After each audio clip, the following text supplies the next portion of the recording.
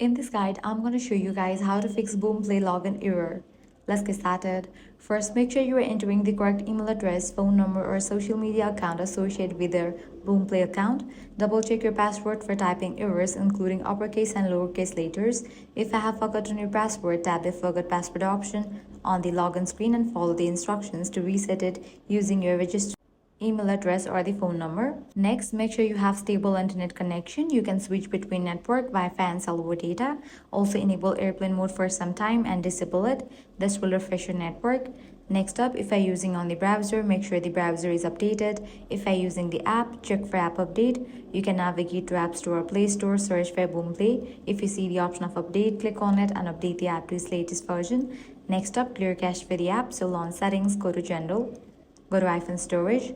From the list of apps, find Boomplay and launch it. Click on Upload app and confirm it. Then click on Reinstall app. Next up, check if you're connected to VPN. For that, head back. Now navigate to the option VPN and device management. If you're connected to any VPN, disable it.